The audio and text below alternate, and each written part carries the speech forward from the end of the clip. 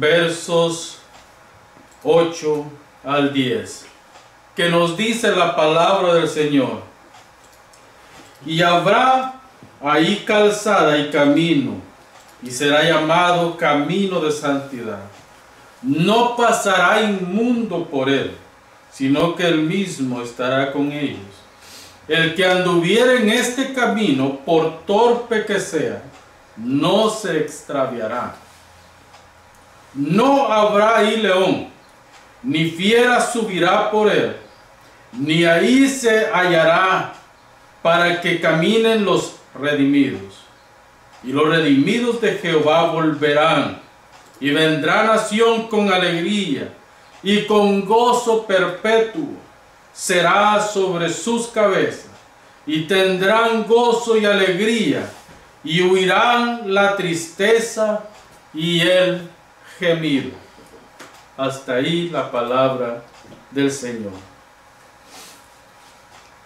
Desde hace unos días he estado meditando en este capítulo del Antiguo Testamento, y me llama mucho la atención las palabras que el profeta está hablándole al pueblo en este momento. En este capítulo podemos ver dos pueblos, en el sentido de que Israel fue llevado cautivo a Babilonia. Isaías hasta esta fecha todavía no había sido llevado cautivo, pero Isaías, como profeta de Dios, sabía lo que iba a suceder con el pueblo.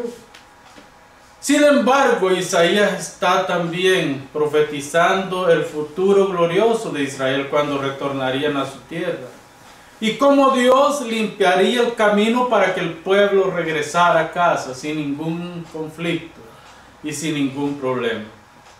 La visión que Isaías está profetizando es preciosa, porque en ella se muestra la soberanía de Dios, tanto en la elección de su pueblo, en la salvación de su pueblo, la preservación de su pueblo, y también en todo lo que sucede. Dios tiene el control. Nosotros, por muy buenos que seamos y por muy grandes que seamos, o por mucho que nos esforcemos, no podemos adelantar ni retrasar el proceso de Dios, porque es un proceso perfecto. Esto es lo que se conoce como la historia de redención. Pero también podemos ver en estos versículos el otro pueblo, que a la larga es el único pueblo espiritual, pero vamos a hablar en el sentido de hacer una marcada diferencia entre el pueblo de Israel de regreso al cautiverio y la iglesia, que es el pueblo de Dios, el Israel espiritual, que va caminando en un camino hacia la patria celestial. Camino de esperanza, un camino de gozo, un camino de tristeza, un camino de angustia, un camino de muerte, un camino de vida. Pero a la larga vamos caminando en este camino, y Dios va limpiando los obstáculos que hay en nuestro camino para llevarnos hasta la patria celestial. ¿Cuáles son las perfecciones de este camino? El camino que Dios ha trazado revela a su pueblo la justicia, la paz, la fe, la sobriedad y la santidad de Dios. Este es el camino que Dios nos muestra en estos versículos. Se trata del camino hacia la vida eterna. Israel, como el pueblo, la iglesia del Antiguo Testamento, nos enseña mucho acerca de lo que está viviendo la iglesia del Nuevo Pacto, que a la larga es el Israel espiritual. Nos enseña cómo debemos de comportarnos en esta tierra para alcanzar la vida eterna. No porque sea por obra, sino porque Él, el Señor, en su gracia nos la ha regalado.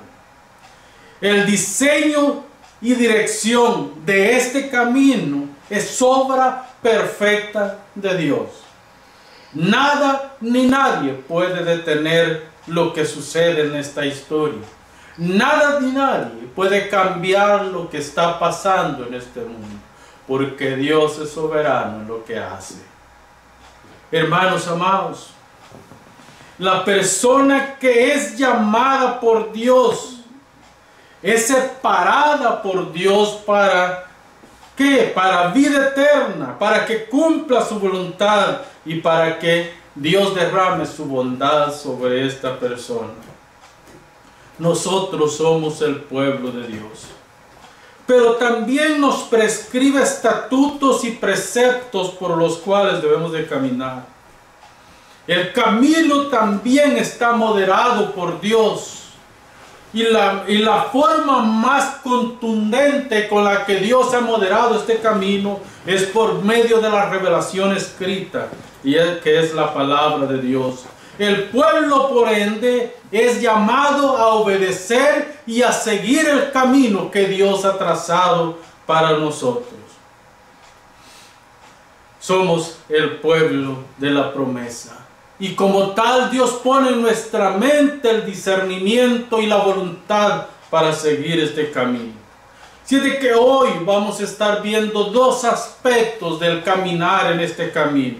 El primer aspecto es: la iglesia es el pueblo de Dios. La iglesia es el pueblo de Dios.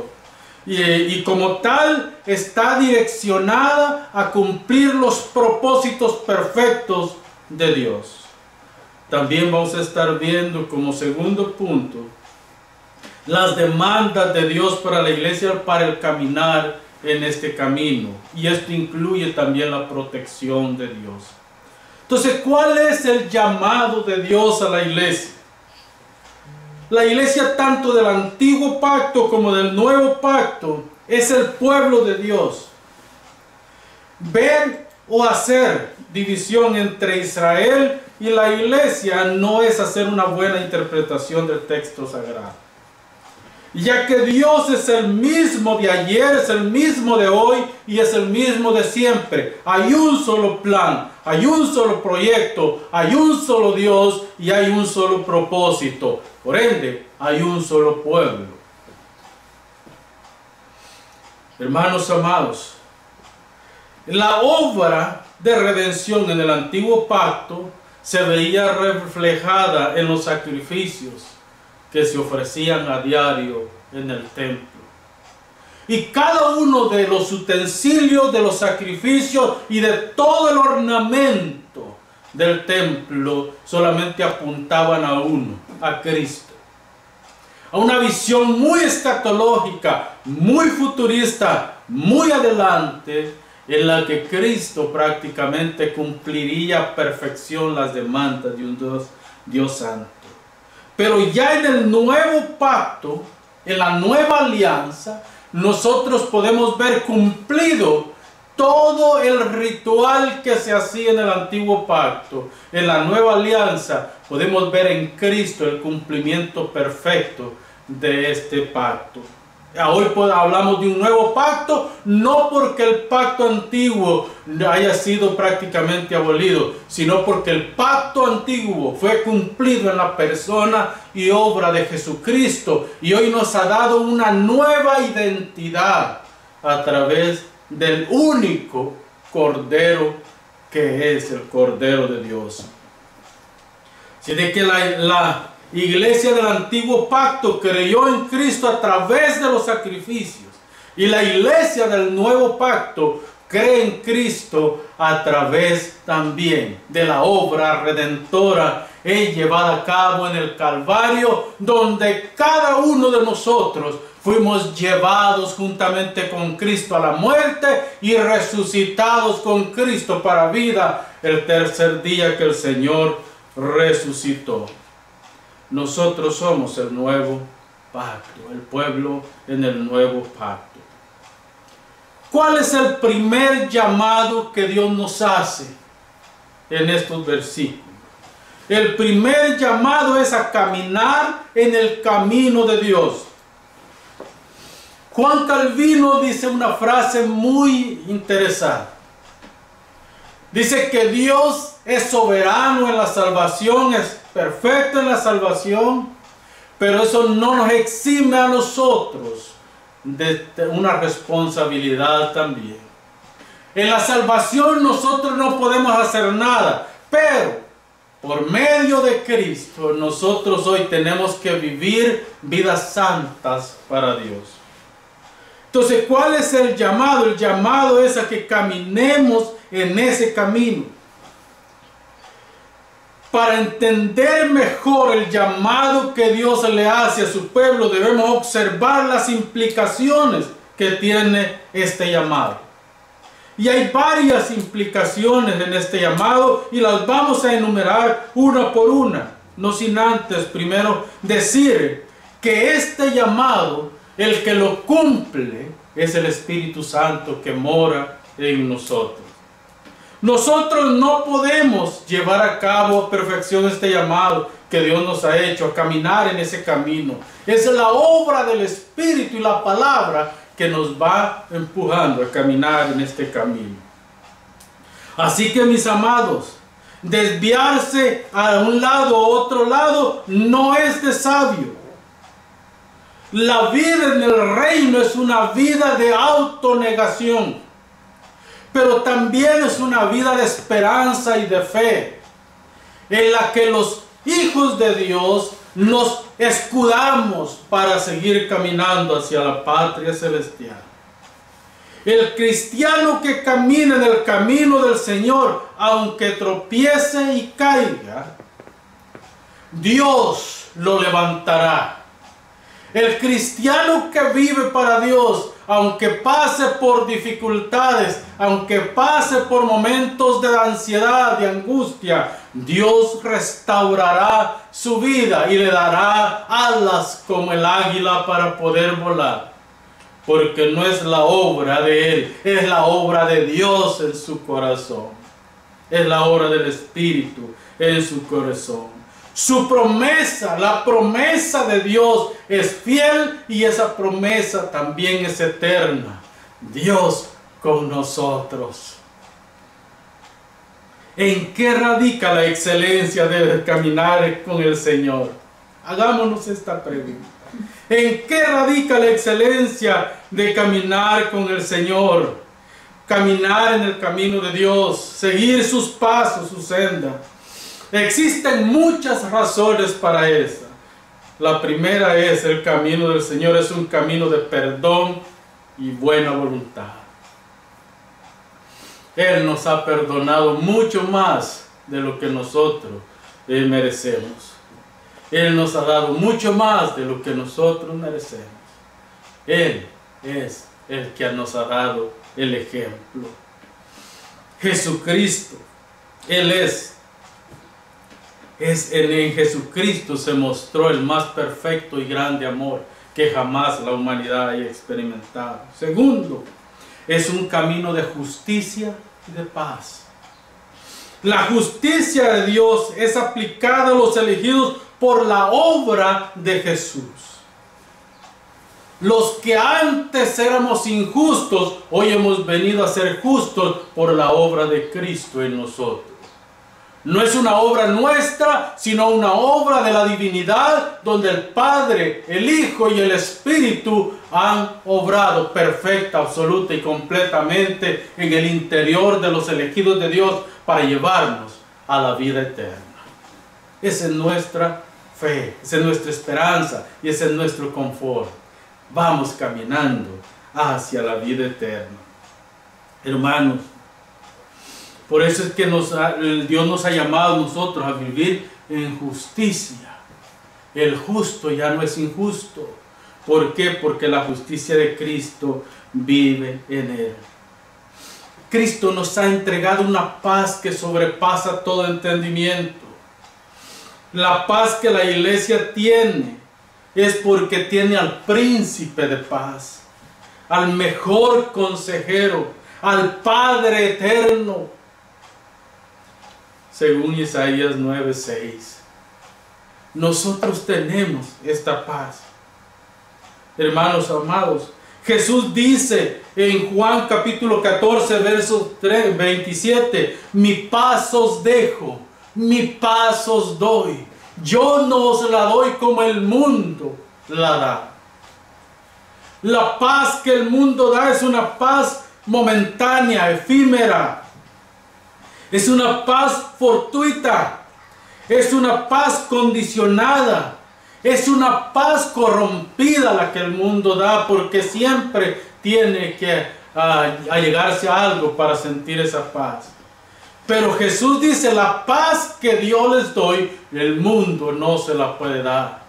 Porque es una paz, dice ya Pablo en la carta a los Filipenses capítulo 4, verso 4. Dice, esta paz sobrepasa todo entendimiento.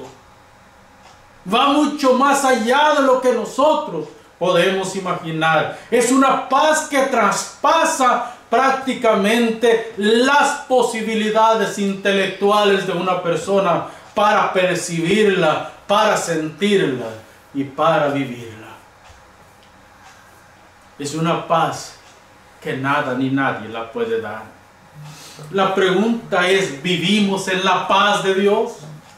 ¿Estamos confiando en Dios? ¿Es nuestra esperanza Dios? ¿O estamos confiando en nuestras circunstancias? ¿O estamos confiando en lo que está pasando a nuestro alrededor? Hermanos amados, es una paz en la que el intelecto y las emociones, oiga bien, es una paz en la que el intelecto y las emociones son reconciliadas para hacer la voluntad de Dios. Es una paz que va mucho más allá de lo que nosotros podemos imaginar. La justicia que viene de tener a Dios en nuestro corazón, la justicia que viene de tener una relación con Dios, una relación personal con Dios, nos encamina a tener y a promover la paz con la divinidad, la paz con el prójimo, la paz conmigo mismo y la paz con la creación. Si yo no tengo la paz de Cristo, yo no puedo vivir en paz conmigo mismo, con los demás y ni con la creación, mucho menos con Dios. Porque aquel que tiene la paz de Dios aprende a estar contento en lo bueno y en lo malo. Aprende a depender de Dios. Cuarto, este es un camino de autoentrega, de autonegación. El amor de Dios ha sido perfeccionado, o se está perfeccionando en nosotros. Está completando el propósito para el que Dios lo ha enviado. Se está perfeccionando en nosotros y es un camino de suficiencia y soberanía. Porque esto es lo que Dios es para nosotros. Un cristiano maduro reconoce las implicaciones del amor de Dios y reconoce cómo Dios vive en armonía con nosotros y cómo armoniza ese amor con los demás y con nosotros mismos. Jesús es nuestro Salvador. Él vive para nosotros y nosotros vivimos en Cristo. Este es un camino que solamente la cruz de Cristo nos puede ofrecer. El ejemplo de entrega absoluta la tenemos en Cristo Jesús.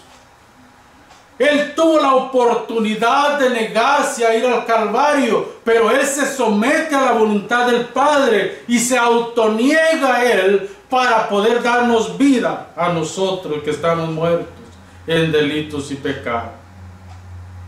El segundo llamado es a confiar en Dios.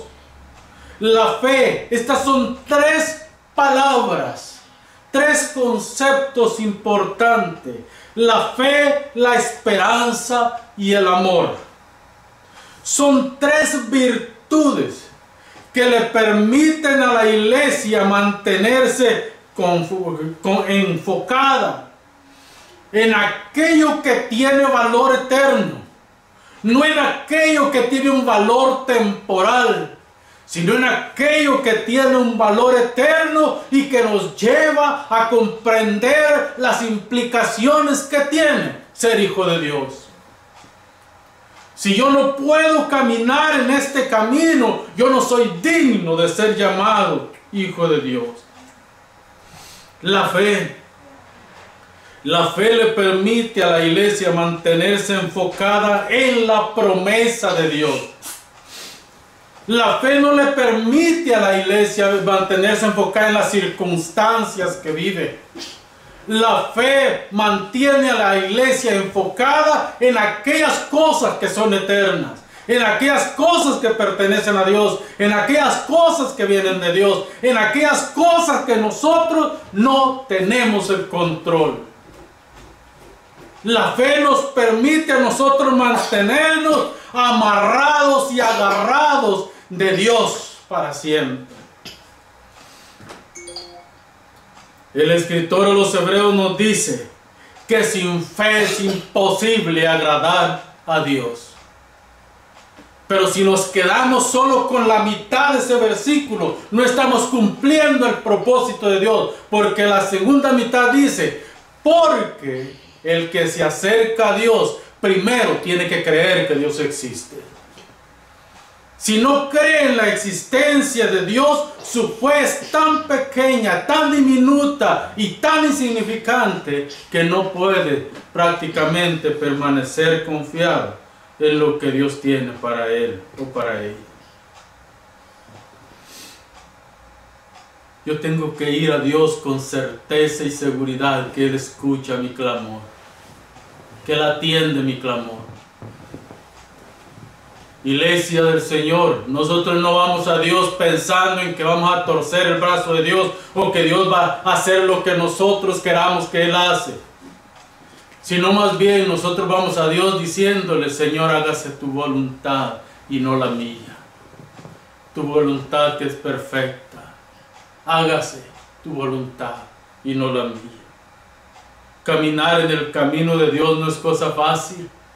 Caminar en el camino de Dios, enfocarse en las cosas de Dios es más difícil que enfocarse en las circunstancias que están a nuestro alrededor. ¿Cuál es mi mayor ofrenda a Dios? Mi mayor ofrenda a Dios es mi fe, sabiendo que Dios me sostiene, sabiendo que Dios me fortalece, sabiendo que Dios me ha dado vida eterna. Hermanos amados, no nos aferremos a lo temporal. Este mundo va a pasar, las circunstancias van a pasar, pero hay cosas que pertenecen a la eternidad con nuestro Dios. Hay cosas que salen de nuestro control. Ahora viene la esperanza. El que permanece en esperanza, permanece enfocado en Dios. El que permanece en esperanza, sabe que Dios tiene el control. Hermanos, Dios dijo en la gran comisión, el capítulo 28, verso 20 de Mateo, y aquí que yo estoy con vosotros todos los días hasta el fin del mundo. El Señor ha dicho en su palabra que Él está con nosotros. Él no estuvo ayer, Él no va a estar mañana. Él está con nosotros y es un presente continuo. Él está con nosotros. Si nos sentimos solos, si nos sentimos abandonados, si nos sentimos desamparados, es porque hemos perdido de vista a Dios. Porque Él ha prometido estar con nosotros. Dios le dijo, Él lo cumple. Aún en los momentos más difíciles, Dios ha dicho, Él lo cumple. Pero ¿estamos enfocados en lo temporal o estamos enfocados en lo eterno? ¿Estamos enfocados en lo de este mundo o estamos enfocados en el reino eterno? Yo a veces le digo al Señor, cumple el número de los elegidos. Cúmplelo ya, porque yo quiero ir a estar contigo ya. Ya no aguanto más ver cuántos niños mueren a diario. Antes de ver la luz de un día, los niños están muriendo. ¿Qué mal han hecho? Para que las madres y los padres que han sido llamados por Dios para proteger a esos niños, para cuidar de ellos, para amarlos, para llevarlos a que sean seres humanos de provecho a esta sociedad, los estén asesinando en sus vientres. Tantas guerras. Usted se ha puesto a pensar cuánto vale cada misil que disparan los de Hamas y los de Israel para atacarse entre ambos. En estas pocas horas de guerra que han tenido, han gastado millones de dólares en una guerra que solamente trae muerte, desolación y destrucción. Mientras que en el mundo, miles, millones de personas están muriendo por hambre o por enfermedades. Es muy poco lo que los gobiernos invierten en prácticamente salvar vidas, pero son millones de dólares los que invierten en matar la vida. Ahora dígame usted, ¿por qué estar aferrado a este mundo? ¿Por qué está aferrado a este mundo? Hermanos amados, ¿cuál es nuestra esperanza? Nuestra esperanza es la vida eterna, y lo que nos impulsa a caminar hacia adelante es el amor que Dios tiene por nosotros. Ese amor que es incondicional, sacrificial. Ese amor que es el amor más bello, más grande que jamás el hombre ha experimentado. Es que en el amor de Dios el hombre debe estar fundado, enraizado y sostenido. Es en este amor. Ahora piense en el camino seguro para la iglesia. Las cosas con las que se describe este camino son bellas. No se nos dice a dónde conduce este camino directamente. Inferimos que se trata de lo que les decía antes, el retorno de Israel a Jerusalén, pero nosotros vamos caminando hacia la Israel, hacia la Jerusalén celestial. La persona que camina en esta calzada, porque Isaías habla de calzada y habla de camino. La calzada era una vereda del tiempo de Isaías. Un camino estrecho, un camino difícil para caminar, y eran miles los que caminaban por estas veredas. Así lo describe Isaías. Recuerde esto, el camino de Dios no estamos hablando en términos plurales, sino estamos hablando en términos de un solo camino singular. Dios no tiene atajos, Dios no tiene puentes, Dios no tiene curvas ni veredas para llegar, tiene un solo camino.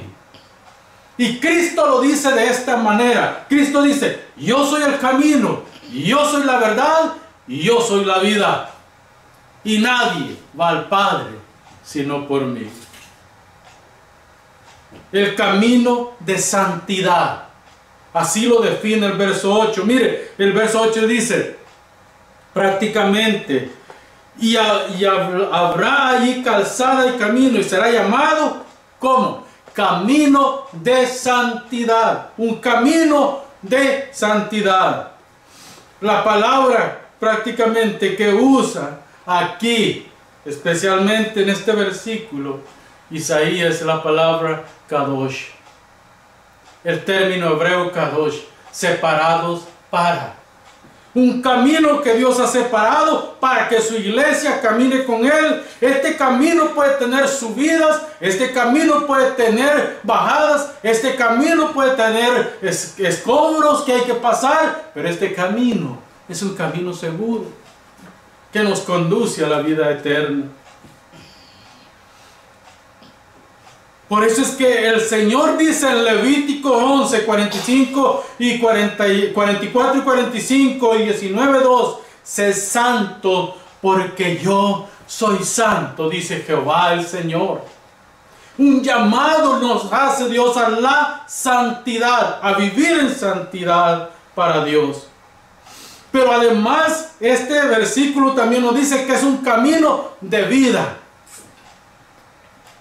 Es un camino de vida, es un camino seguro, donde Dios se encarga de quitar todo aquello que causa muerte para poner vida, para que nosotros caminemos en él y vayamos seguros. Las fieras son eliminadas. Los leones, que son uno de los animales más fuertes y más peligrosos que existen, son domesticados. Todo lo que presenta Isaías en estos versículos nos habla del camino que Dios ha preparado para su iglesia, porque Dios ha puesto alrededor de nosotros un vallado, Dios ha puesto alrededor de nosotros una coraza, y nosotros vamos caminando a pie firme hacia la patria celestial, donde el león y los animales más domesticados caminarán juntos. El león vendrá a ser un animal domesticado también, porque el pecado ha desaparecido para entonces. Esta es una visión clara de la vida en la eternidad, donde no hay animal feroz, ni el oso, ni el león, ni todos los animales que prácticamente se describen en esto. La hiena y los chacales, que son animales muy peligrosos del desierto, no existen más. Es un camino de santidad.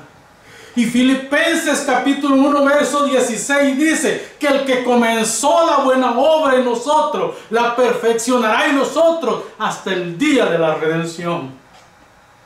Este camino es un camino perfecto.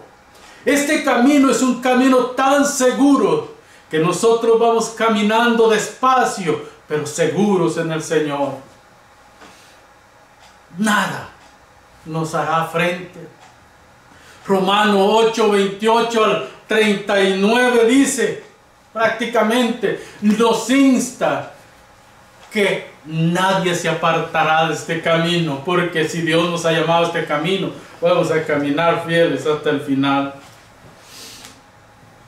Hermanos amados, pero en este camino no caminan inmundos. En este camino solamente caminan los santos. Por eso es que el versículo dice, no habrá ahí león ni fiera subirá por él, ni ahí se hallará, para que caminen los redimidos. Los redimidos. Los justificados en Cristo, los santificados por la obra del Espíritu, los que han sido llamados por la obra del Padre. Venid a mí todos los que estéis trabajados y cargados, que yo os haré descansar. Y Cristo dice, yo he pagado por estos. Y el Espíritu Santo está impulsándonos a reconocer esta obra gloriosa en el Señor. Además, el verso 8 dice, el que por este camino camina, por torpe que sea, no se extraviará. La palabra torpe que se usa aquí es una palabra que puede traducirse como, también como ingenuo, incapacitado para razonar, incapaz de ver más allá de lo que ven sus narices. Todas estas son las definiciones que se pueden dar. Entonces el Señor dice, por torpe que la persona sea, por ingenua que la persona sea, por todo lo difícil que sea para la persona entender lo que es caminar en el camino de Dios, Dios se encarga para llevarlo hasta la vida eterna. Esta no es una obra mía, es la obra de la cruz. Es la obra de Cristo. Es la obra del Salvador. Es la obra del Redentor que dio su vida por nuestro pecado. Es la obra de Dios en nosotros. Y por último, dice que habrá júbilo. ¿Y sabe cuál es la palabra que se traduce aquí? Jubileo. El jubileo era los 50 años en Israel. En los 50 años se celebraba lo que se llamaba el año del jubileo. Y la tierra quedaba sin trabajarse por 7 años. Y estos 7 años era fiesta, era algarabía, era todo felicidad. Porque por 50 años Dios había mantenido al pueblo. Por 50 años Dios había prosperado al pueblo. Por 50 años Dios había mantenido al pueblo intacto y prosperado. Ahora en el año 50 tenían que prácticamente por 7 años darle gracias a Dios. La palabra que utiliza aquí es júbilo. Con júbilo. La iglesia no le dará gracias a Dios por 7 años. El día del jubileo es el día que la segunda venida del Señor, el día que el Señor aparezca en las nubes, ese es el día del jubileo. Y por la eternidad los redimidos estaremos alabando y glorificando a Dios. Por la eternidad estaremos en reposo absoluto en nuestro Dios. Hermanos amados, el gozo del pueblo de Dios será cumplido en el futuro cuando Dios le devuelva su dignidad, ¿sí? Su gloria con la que Adán fue creado originalmente. Cuando todas las cosas sean restauradas a su estado original, nosotros estaremos en gloria, gozándonos, alegrándonos, regocijándonos en nuestro Salvador, porque solo en Él tenemos vida eterna. Será quitada la tristeza. Por eso es que mire el versículo dice, y huirán de Él. ¿Huirán de quién? Del pueblo del pacto. Huirán de la iglesia la tristeza y el gemido. Tristeza es sentir dolor, gemido es llorar por algo. Ese día Dios va a enjugar nuestras lágrimas. Ese día Dios va a hacer desaparecer de nosotros la ansiedad, la tristeza, el desespero. Ese día Dios va a restaurar en nosotros un espíritu de confianza y de fe absoluta en la divinidad. Algo que hemos perdido en este tiempo, ese día se nos devolverá. Por eso es que también dice, alcanzará el gozo. Lo tenemos, hablamos del ya y el todavía no. Ya tenemos el gozo de la salvación, que no lo disfrutemos es asunto nuestro, pero ya lo tenemos.